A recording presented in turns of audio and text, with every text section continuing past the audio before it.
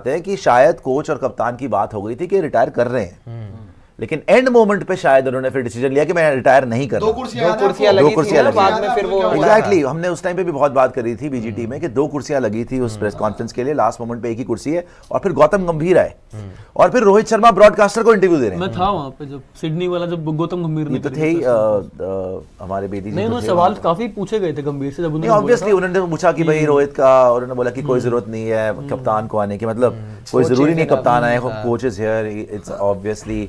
उनसे फिर पूछा 11 में है रोहित, उन्होंने बोला कि जो बेस्ट 11 होगी वो खिलाई जाएगी। पर आपको पता है वहीं पे यार वहीं पे आपको इंडिकेशन मिल गया था, बट मैं फिर बोलूंगा कि चलो अब इनकी मर्जी है, बट बेस्ट वही होता कि वहीं पर छोड़ देते या ऑस्ट्रेलिया सीरीज के पहले ही छोड़ देते जब न्यूजीलैंड 3-0 हारे थे ना, बिकॉज इनको पता था कि बॉडी अब साथ नहीं दे रही है, टेस्ट मैचेस के अंदर रन्स भी नहीं आ रहे हैं।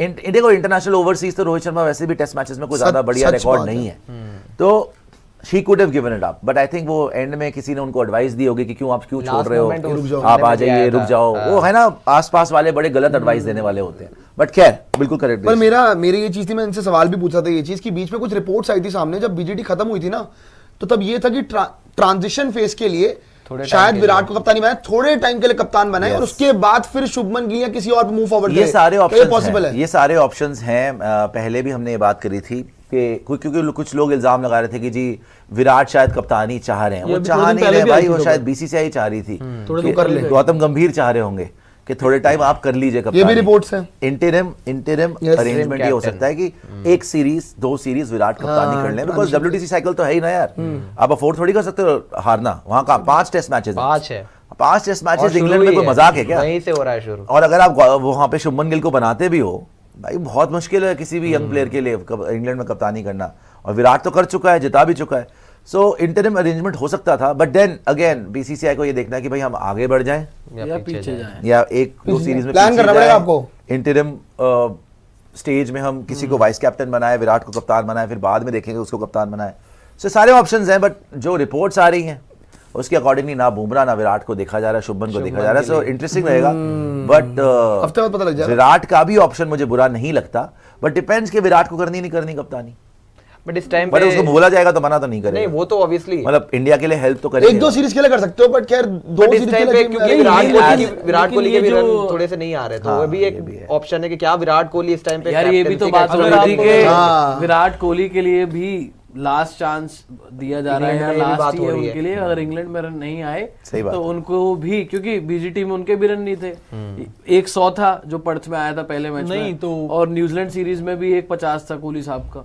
तो यही बात हो रही थी इन दोनों के लिए कि रोहित तो शायद छोड़ देंगे, विराट को जो उन्होंने टेस्ट क्रिकेट में अचीव किया as a captain, as a player, एक लास्ट चांस और दिया जाएगा इंग्लैंड में। रन आए तो कंटिन्यू करेंगे, नहीं आए तो उसके बाद विराट के लिए भी आई थिंक डोर्स जो है वो क्लोज हो जाएंगे, खुद ही छोड़ना पड़ जाएगा। रोहित को भी देखो किसी ने ये कम्युनिकेट कर दिया जाता है आपको कि अब आपको नहीं देख रहे, मैंने बीसीसीआई तभी रोहित ने जो है खुद ही ये पोस्ट लगा दिया। आपको याद होगा, अदरवाइज सिलेक्टर निकाले तो बड़ा एम्बैरेसिंग हो जाएगा। कल इतना, ये टीम है आपकी, कल इतना ज्यादा ये मामला इसलिए थोड़ा सीरियस है क्योंकि कल गंभीर का एक इंटरव्यू आता, अगर आपने पूरा सुना, मैंने पूरा सुना, बहुत अच्छा और बेबाकी से जवाब दिया उन्होंने, जैसे कि वो करते आए। तो उनसे स्पेशली पूछा गया, सबसे पहले तो ये बताइए कि रोहित से क्या है आपका, मतलब लोग कहते हैं रोहित से बहुत ज्यादा आपका, कह रहे मेरा कुछ नहीं है, ऑन फील्ड जो दिखता है मेरा नेचर वो है, मैं वैसा ही रहूंगा, लेकिन ऑफ द फील्ड बहुत कुछ बढ़िया भी है जो मैं बताना नहीं चाहता क्या है। जब पूछा गया रिटायरमेंट, आपको लगता है किसी खिलाड़ी को रिटायरमेंट ले लेनी चाहिए?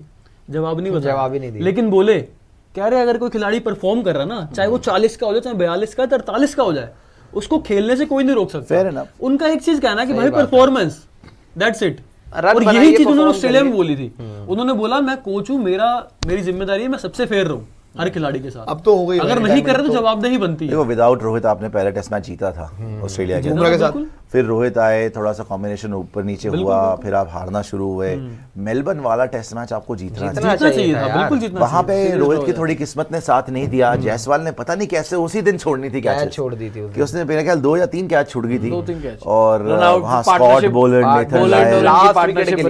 वो मैच आपको जीतना चाहिए था। और फेयरवेल को लेकर भी पूछा गया कि खिलाड़ी को जो फेयरवेल नहीं मिलती, आपको नहीं मिली, थाला को नहीं मिली, और भी खिलाड़ी कह रहे खिलाड़ी फेयरवेल के नहीं खेलते हैं, कह रहे उन्होंने जो किया ना वो फेयरवेल है, लोगों को पता है उन्होंने क्या किया है।